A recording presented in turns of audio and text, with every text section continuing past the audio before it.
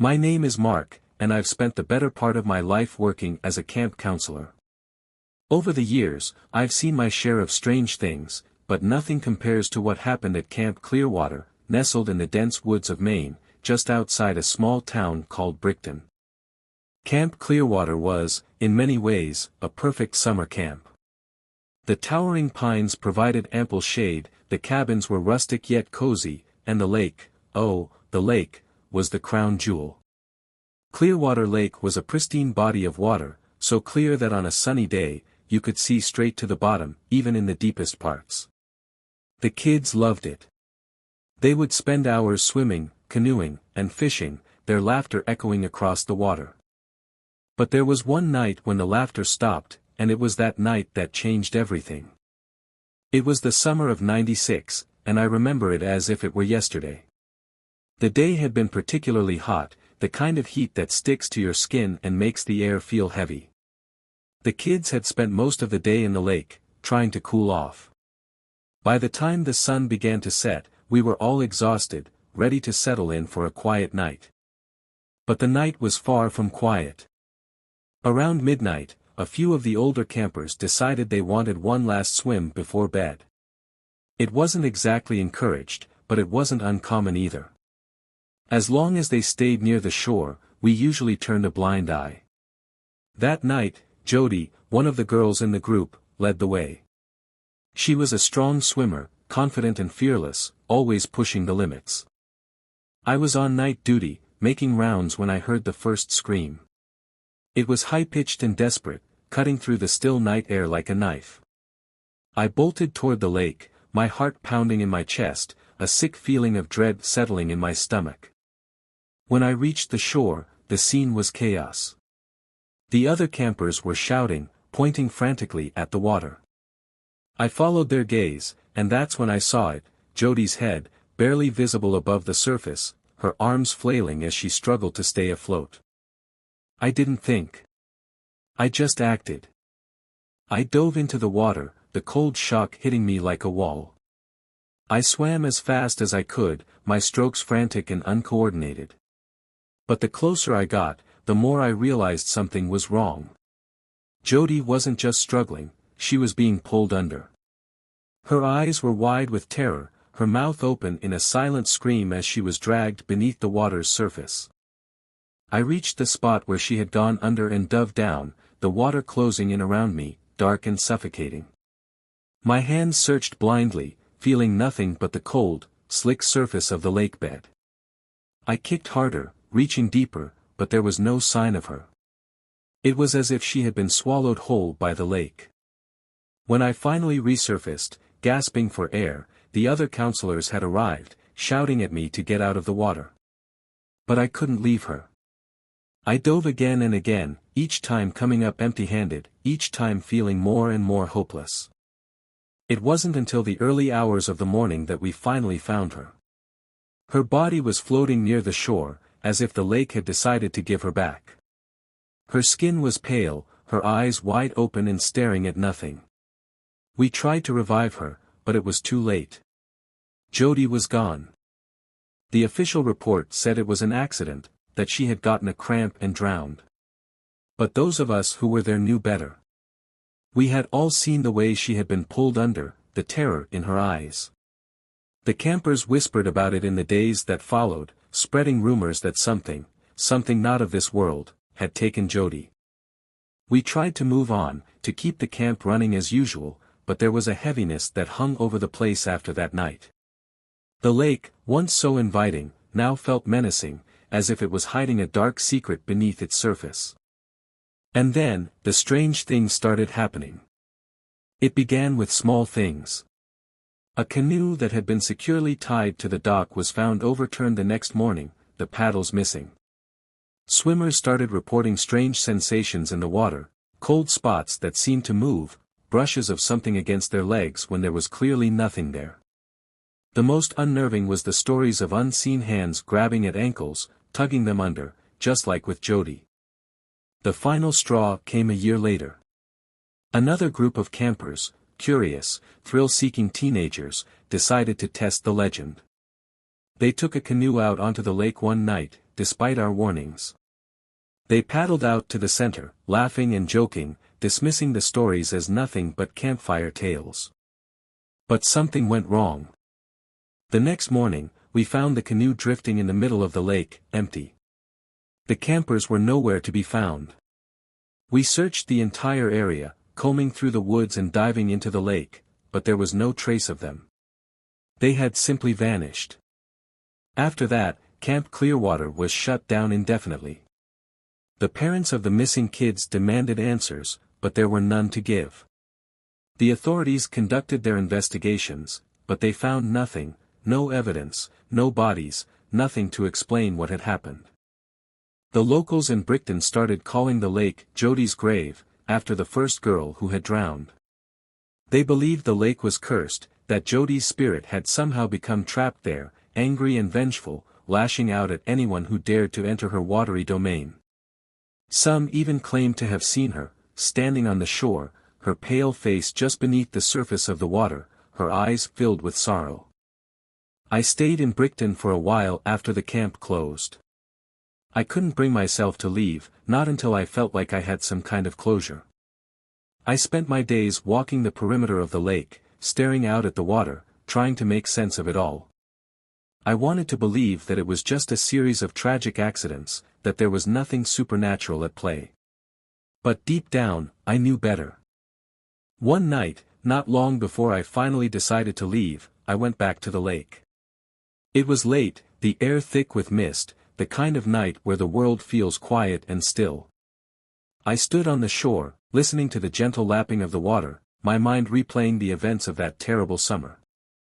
And then, I heard it.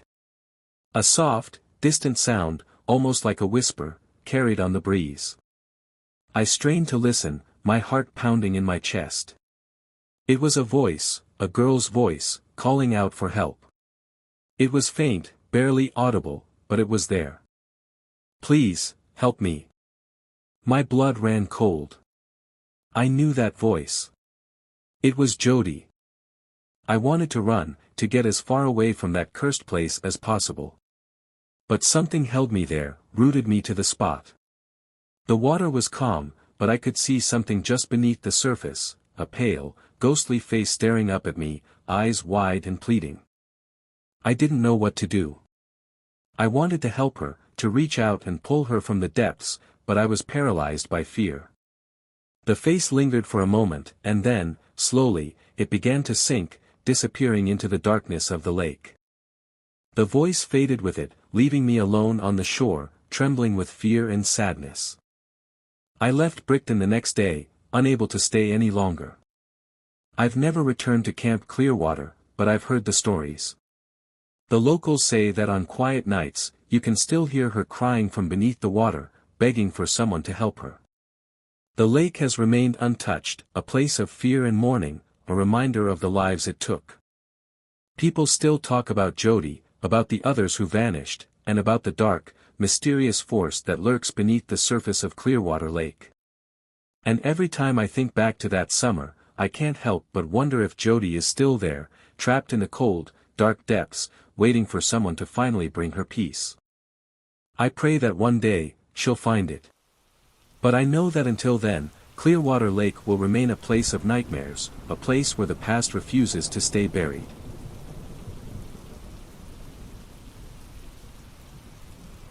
Camp Redwood was never the kind of place you'd find in a glossy brochure.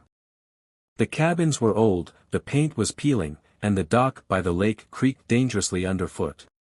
But for the kids who came every summer, none of that mattered. They were here for the adventure, the freedom, and the chance to be away from home.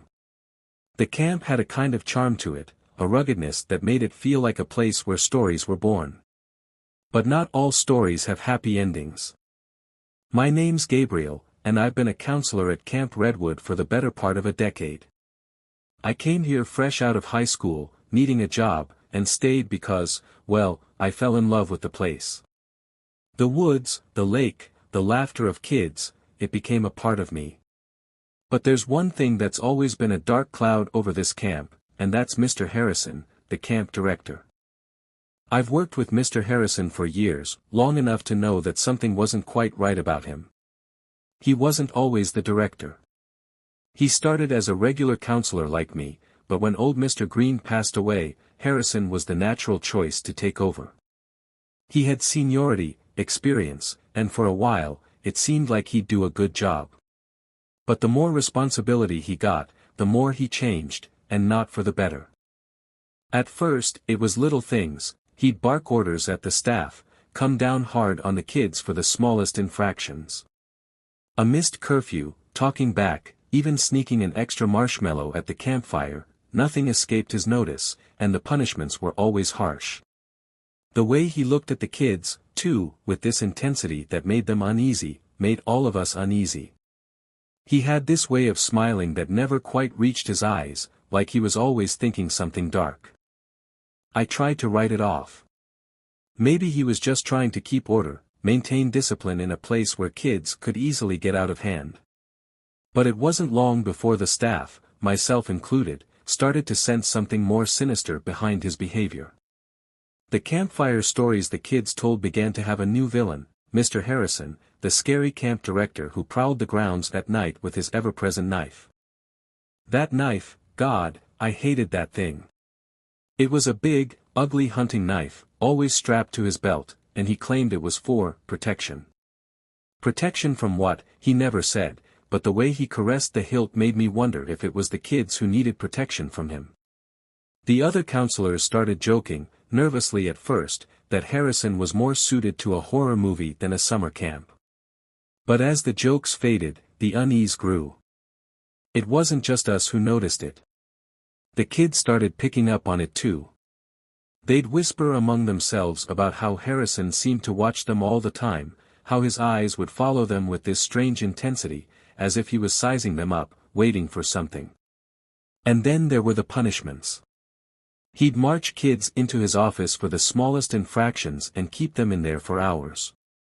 They'd come out pale, shaken, sometimes with tears in their eyes, and they wouldn't talk about what happened.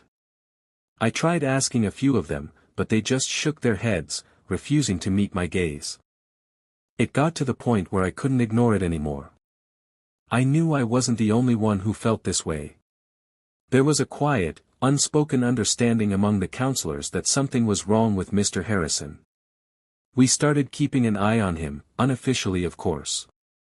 No one wanted to make waves or risk their job, but we couldn't just stand by and do nothing. We'd take turns walking by his office, listening in when we could, watching the way he interacted with the kids. It wasn't much, but it was all we could do without concrete proof. One night, everything changed. It was late, maybe around midnight, and I was finishing up a patrol of the cabins when I heard voices coming from the main office. It wasn't unusual for Harrison to stay up late, he seemed to thrive on little sleep, but the voices didn't sound right. They were hushed, frantic, and definitely not Harrison's deep baritone. I crept closer, keeping to the shadows, and saw a group of boys sneaking out of the office. They looked terrified, their faces pale in the dim light of the moon. I recognized them, Kevin, Lucas, and Ben, good kids, not the kind to break the rules without a reason. As I stepped forward, they nearly jumped out of their skins, but when they saw it was me, they rushed over, talking over each other in panicked whispers.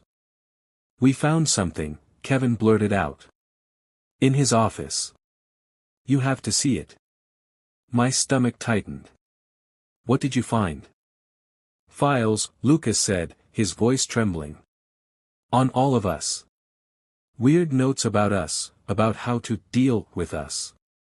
"What do you mean, deal with you?"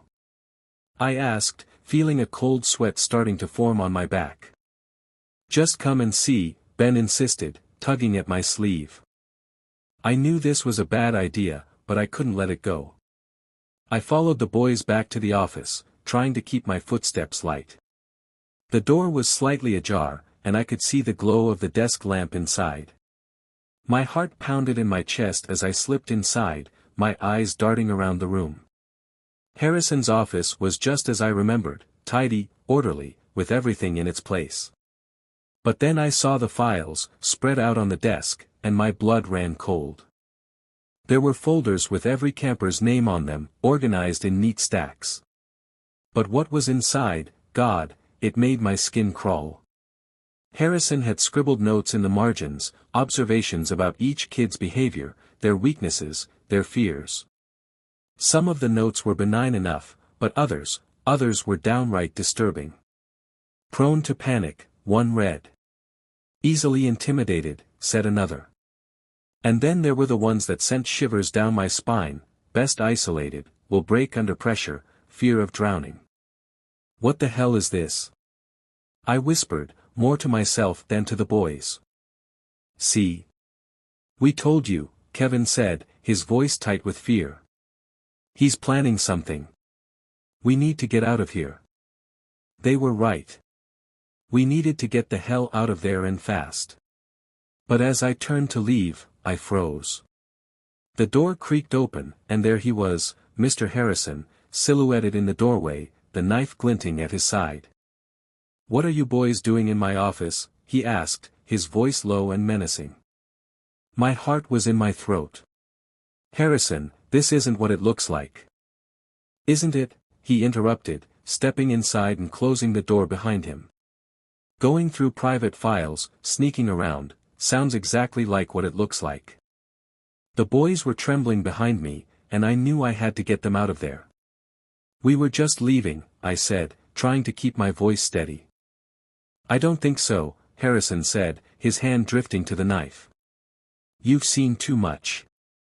The way he said it, so calm and cold, made my blood run cold. This was it, he was going to do something, and there was no one around to stop him. I had to think fast. "Run," I whispered to the boys. "Now." They hesitated for a split second, but then Kevin bolted for the window, throwing it open and scrambling through. Lucas and Ben followed, their movements fueled by sheer terror. Harrison lunged toward them, but I stepped in his way, grabbing a heavy paperweight from the desk and swinging it with all my might. It connected with his shoulder, and he stumbled back, cursing. That was all the opening I needed. I dove out the window after the boys, hitting the ground hard but not stopping. We ran into the woods, not daring to look back. The trees closed in around us, their branches clawing at our clothes as we sprinted through the darkness, but we didn't stop, not until we reached the edge of the campgrounds. We huddled there, gasping for breath, too afraid to speak. I kept expecting to hear Harrison crashing through the underbrush behind us, but the only sounds were our ragged breathing and the distant call of an owl. "What do we do now?" Lucas whispered, his voice shaking. "We go to the authorities," I said, though my mind was racing. How could we explain this? What would they believe? But we didn't have to. When we got back to camp the next morning, it was already over. The camp was in chaos, police cars, flashing lights, the whole works. The other counselors were standing around, looking confused and scared, but there was no sign of Harrison. Apparently, one of the younger boys had seen us run into the woods and alerted the staff. They found us at dawn, huddled together at the edge of the forest, but by then, Harrison was gone. They searched the entire camp, the surrounding woods, even the lake, but it was like he had vanished into thin air. The camp was shut down that day, and the kids were sent home early. The police questioned us, but there wasn't much we could tell them. The files were gone, too. Up till this day, no one knows if Mr. Harrison is alive or dead.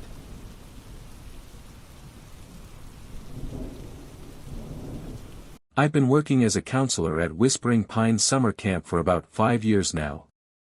It's a job I've grown to love, even though it wasn't what I originally saw myself doing. I was supposed to be a teacher, following in my dad's footsteps, but life has a way of veering off course.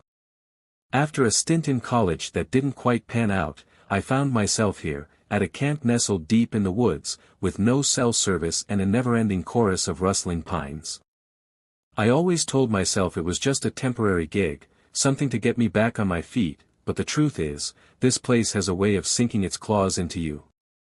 The kids are great, mostly city kids, spending a few weeks away from their phones and video games, learning how to start fires, canoe, and appreciate the simple things.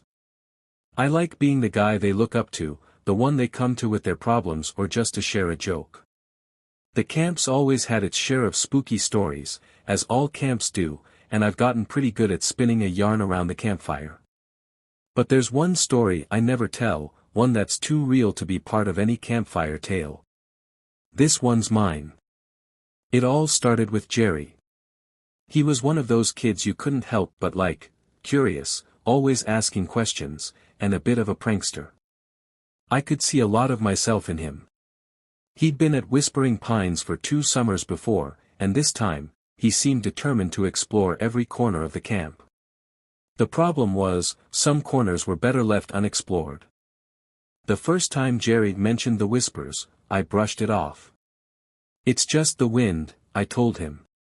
"These old pines have been around forever, they know how to make a racket." But Jerry wasn't convinced.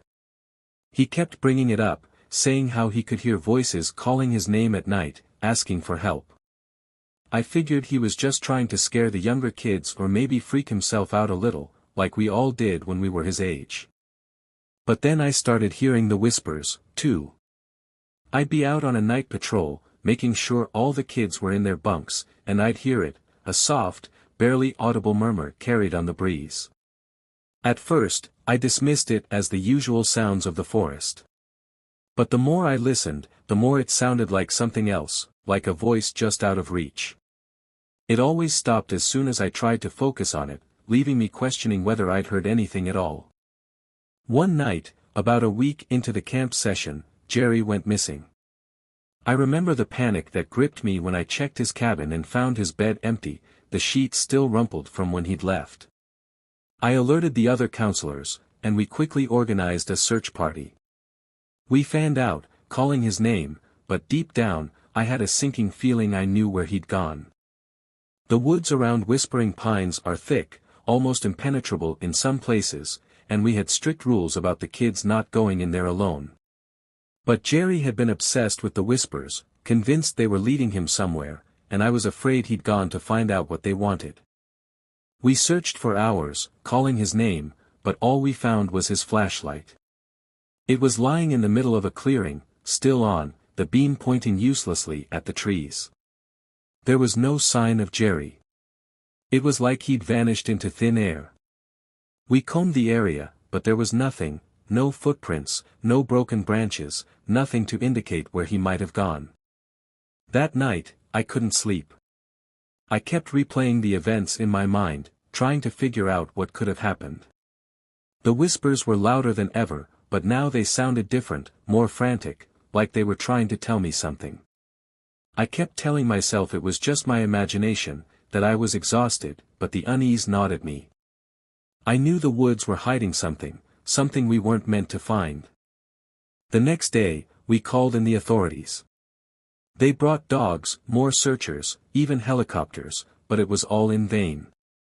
Jerry was gone, and there was no trace of him. The official story was that he'd gotten lost in the woods, but that didn't sit right with me.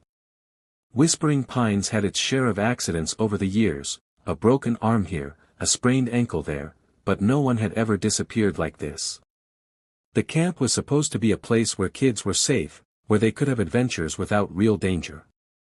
But now, it felt different, like the woods had claimed Jerry, and there was nothing we could do. The whispers stopped after Jerry vanished. The woods went back to being just woods, but I couldn't shake the feeling that they were watching, waiting. The kids seemed to sense it, too. The usual excitement that filled the camp was muted, the laughter quieter, as if everyone was afraid to wake something that was best left sleeping. I tried to move on, to keep the camp running smoothly, but I couldn't escape the guilt. I kept thinking about how I should have listened to Jerry, should have taken him seriously. Maybe if I had, he'd still be here, playing pranks, annoying the other kids, being his usual curious self. I started seeing his face in my dreams, always just out of reach, his eyes pleading with me, asking why I didn't help him. The camp closed early that summer. The directors decided it was best, given what had happened. We packed up, and I went back to my apartment in the city, but Whispering Pines stayed with me. I couldn't stop thinking about Jerry, about the whispers, about what was out there in those woods. A year later, I found myself back at the camp, drawn there by some unseen force. I told myself I was just checking on things, making sure everything was ready for the next group of kids. But the truth is, I was looking for answers. I needed to know what happened to Jerry, and why the woods took him. That night, I heard the whispers again, louder than ever. They were clearer now, almost like they were right next to me. I followed them, just like Jerry had, into the heart of the woods. The trees seemed to close in around me, their branches reaching out like skeletal hands, but I pressed on, driven by a need to understand. The clearing was just as I remembered it, but this time, there was something new. The ground was covered in stones, small and moss-covered, each one with a name carved into it. My heart sank as I saw Jerry's name, along with the names of others, kids I'd never heard of, ones who'd vanished over the years, their stories buried along with them. I realized then that Jerry hadn't been the first, and he wouldn't be the last. The last thing I remember was a cold hand gripping my shoulder, a voice whispering in my ear, telling me it wasn't my fault, that it had always been this way. The woods were hungry, and they would always be hungry. I felt the ground give way beneath me, and the darkness swallowed me whole. I woke up at dawn, lying on the edge of the campgrounds, the sun just starting to peek through the trees. I was alone, but I could still hear the whispers, faint and distant, fading into the morning light. I knew then that I couldn't stay. Whispering Pines wasn't just a camp, it was something else, something ancient and malevolent, and it had marked me. I never went back after that. I couldn't. I left the camp, the job, everything behind, trying to start over, but no matter where I go, I can't escape the whispers. They follow me, always just at the edge of hearing, reminding me of the boy I couldn't save and the darkness that lies in the heart of those woods. So now I'm telling you this, not as a story to scare you, but as a warning. If you ever find yourself at Whispering Pines, and you hear the whispers in the night, don't listen. Don't follow them. Because once you do, there's no coming back. I never believed in ghosts, or at least that's what I told myself. I'd spent enough summers as a camp counselor at Camp Silver Lake to know that the stories we told around the campfire were just that, stories. They were meant to scare the younger kids, to give the older ones a thrill, but deep down, I knew they weren't real. At least, that's what I used to think. Camp Silver Lake was a beautiful place, surrounded by thick woods and a shimmering lake that caught the light just right at sunset. It was the kind of camp where kids could run wild, exploring the trails, swimming in the lake, and playing games until they were too exhausted to do anything but fall into their bunks at night. I loved it there, and I loved the kids, watching them grow more confident, more independent as the weeks went by. But there was one place at Camp Silver Lake that always made me uneasy, no matter how many times I tried to shake the feeling. On the very edge of the property, hidden away from the main camp, was an old, abandoned cabin. The cabin was a relic from a time long before the camp was established, left to rot and decay in the shadows of the trees. The wood was weathered and gray, the roof caved in on one side, and the windows were nothing but empty, gaping holes. Most of the time, it was easy to forget the cabin was even there. It was hidden by the dense foliage, far from the trails we took the kids on, and we had strict rules about staying away from it. But that didn't stop the rumors. Every summer, like clockwork, the legend of the man in the cabin would resurface. The story went that a hermit had once lived there, a man who had lost his family in a terrible fire. The tragedy had driven him mad, and he retreated into the woods, building the cabin with his own hands to escape the world that had taken everything from him. They said he never left, that he lived out the rest of his days in that cabin, consumed by his grief and his rage. And when he finally died, his spirit never moved on. Instead, it lingered, trapped in the ruins of the cabin, forever searching for the family he had lost. The kids loved the story, of course. They'd whisper about it in their bunks at night, daring each other to go to the cabin, to see if they could catch a glimpse of the hermit's ghost. Most of the time, it was just talk. A way to pass the time, to test each other's bravery. But every once in a while, a group of kids would take the dare seriously. That's what happened one summer, not too long ago. It was late in the season, the air heavy with the promise of an impending storm. The camp was quieter than usual, with most of the younger kids already gone, leaving only the older teenagers behind. They were restless, bored, and looking for something to do, something to prove they weren't scared of a silly ghost story. I remember the night it happened like it was yesterday. I was on duty, sitting by the campfire and keeping an eye on the remaining campers. The sky was dark, the stars hidden behind thick clouds, and the fire crackled softly, sending sparks into the air. The teenagers had gathered in a small group a little way off, their voices low and conspiratorial. "We should do it," I heard Mike, one of the older boys, say. He was always the ringleader, the one who came up with the ideas that the others were too afraid to voice. "We should go to the cabin." A murmur of agreement followed, though I could hear the hesitation in their voices. Sarah, Mike's closest friend, was the first to speak up. "I don't know, Mike. What if it's true? What if something really is out there?"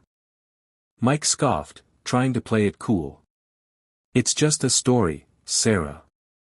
Come on, it'll be fun. We'll spend the night, prove we're not scared, and then we can brag about it for the rest of the summer." The others nodded, though their expressions were uncertain. There was Eric, who always followed Mike's lead, even when he didn't want to, and then there was Lucy. Lucy was different. She was quiet, the kind of girl who kept to herself, but there was something about her that made you want to protect her. I noticed that she hadn't said anything, just stared into the fire, her face pale. "Lucy, you in?" Mike asked, grinning at her. She hesitated, her eyes flicking up to meet his. "I don't know," she said softly. "I've heard things, maybe we shouldn't." Mike rolled his eyes, clearly impatient. "It's just a story. Besides, we'll all be there together. Nothing's going to happen." I should have stepped in then, should have told them to forget about it and stick to the safety of the camp. But part of me thought it was just another one of Mike's schemes that would fizzle out before they even reached the cabin. So I stayed silent, letting them make their plans. They decided to leave after lights out, when the camp was quiet and no one would notice them sneaking off. They'd take flashlights, sleeping bags, and some snacks, like it was just another camping trip. I watched them go, slipping away into the darkness with a mix of excitement and trepidation on their faces. That uneasy feeling gnawed at me all night. I told myself they'd be fine, that they'd probably get scared and come running back before midnight. But as the hours ticked by, the camp settling into silence, that feeling of dread only grew stronger. It must have been around midnight when I finally gave in to my instincts. The storm that had been threatening all evening had finally broken, and the wind howled through the trees, rain lashing against the windows of the cabins. I couldn't shake the image of those kids huddled together in that abandoned cabin, surrounded by shadows and the remnants of a man's madness. I grabbed my flashlight and a raincoat, trying to ignore the voice in my head that kept whispering that I was too late, that something terrible had already happened. The walk to the cabin was longer than I remembered, or maybe it just felt that way because of the storm. The rain came down in sheets, making it difficult to see more than a few feet in front of me. The beam of my flashlight cut through the darkness, illuminating the twisting path that led to the edge of the property. As I neared the clearing where the cabin stood, the wind seemed to die down, the rain slowing to a soft patter. The air felt thick and heavy, and I had to remind myself to keep breathing. There was the cabin, just as I remembered it, dark, decrepit, with its roof sagging and the windows gaping like empty eye sockets. But there was something different about it that night, something I couldn't quite put my finger on. I paused at the edge of the clearing, my heart pounding in my chest. I didn't see any lights inside, no sign that the kids were there at all. For a moment, I let myself hope that they'd already left, that they'd come to their senses and run back to the safety of the camp. But then I heard it, the sound that would haunt me for the rest of my life. It was a soft, persistent scratching, like nails scraping against wood. It came from inside the cabin, but it was more than just a sound. There was a rhythm to it, a deliberate, almost methodical quality that sent a chill down my spine. I took a step closer, my flashlight shaking in my hand. The door to the cabin was slightly ajar, creaking as it swung gently in the wind. I reached out and pushed the door open, the hinges groaning in protest. The smell hit me first, a foul, acrid stench that made me gag. The inside of the cabin was dark, but my flashlight revealed the outlines of broken furniture, rotting wood, and something else, something that made my blood run cold. In the center of the room, scratched into the floorboards, was a circle. It was rough, jagged, as if made by someone, or something, in a frenzy. And within the circle, arranged in a grotesque pattern, were bones. Animal bones, from the looks of them, though I couldn't be sure in the dim light. They were charred, blackened at the edges, as if they'd been burned. I wanted to turn around, to run back to camp and never look back. But I couldn't leave the kids, not if they were still in there. I forced myself to step into the cabin, my heart hammering in my chest. That's when I saw them. They were huddled together in the far corner, their faces pale and eyes wide with terror. Mike, Sarah, Eric, and Lucy, alive, but barely. They were shaking, their clothes soaked through, and I could see scratch marks on their arms and faces, as if they'd been attacked by something with sharp claws. "Gabriel," Mike whispered, his voice trembling. "We need to get out of here." I didn't need to be told twice. "Come on," I said, helping them to their feet. "We're leaving." But as I turned to lead them out of the cabin, the scratching started again. It was louder this time, more insistent, and it was coming from the door we had just come through. I froze, my flashlight beam trembling as I swung it around. The scratching was louder now, almost unbearable. It sounded as though it was coming from all around us, reverberating off the decaying walls of the cabin. My flashlight flickered, casting erratic shadows that seemed to dance and twist in the corners of my vision. The air was thick with the smell of smoke and something else, something metallic, like blood. "Gabriel," Lucy's voice was barely a whisper, but I could hear the terror in it. "We need to go." I nodded, trying to push down my own rising panic. "Stay close to me," I told them, my voice steadier than I felt. "We're going to get out of here, right now." But the door, our only way out, was no longer just a door. The scratching had intensified, and as I watched, wide-eyed with disbelief, the wood began to splinter and crack. A low, guttural growl rumbled from the other side, shaking the walls of the cabin. The door was bulging inward, as though something huge and powerful was trying to force its way through. "Back up!" I yelled, shoving the kids behind me. "Get to the other side of the room." They scrambled away, their footsteps echoing in the confined space. My mind raced. There was no other exit, no windows big enough to climb through. We were trapped. But I refused to let that be the end. I had to get them out, no matter what. The door finally gave way with a deafening crash, splinters flying across the room. The flashlight flickered again and then went out completely, plunging us into darkness. I heard the kids scream, and I felt the cold rush of something unnatural, enter the cabin. And then, in the darkness, I heard a voice. It was low, raspy, and filled with pain. "Why did you leave me?" The voice sent a jolt of fear through my body, but I forced myself to stay calm. I knew the story, knew the legend. If this was the hermit spirit, he wasn't after us, he was reliving his own nightmare, his endless search for his lost family. I had to reach him, to make him understand that we weren't who he was looking for. "Listen to me," I shouted into the void. "We didn't leave you.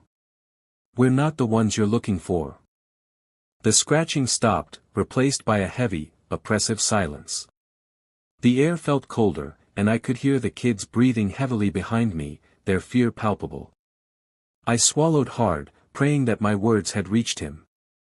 We're just kids, I continued, my voice shaking. We're not here to hurt you. We just want to leave. Please, let us go. For a moment, nothing happened. Then, slowly, the darkness seemed to recede, the pressure in the room easing. The coldness that had seeped into my bones began to lift, replaced by a faint warmth. I heard the door creak open again, but this time, it wasn't a violent, forceful sound. It was gentle, almost inviting. I turned around, the dim light of the moon filtering through the now open door. The figure standing there was barely visible, a dark silhouette against the night, but I could see enough to know it wasn't human. The shape was twisted, hunched over, with charred, cracked skin. And yet, there was something sorrowful in the way it stood, something that made my heart ache with pity. I'm sorry, I whispered, not sure if he could even hear me. I'm sorry for what happened to you. The figure didn't move, didn't speak. But I felt a shift in the air, as though the tension was slowly draining away.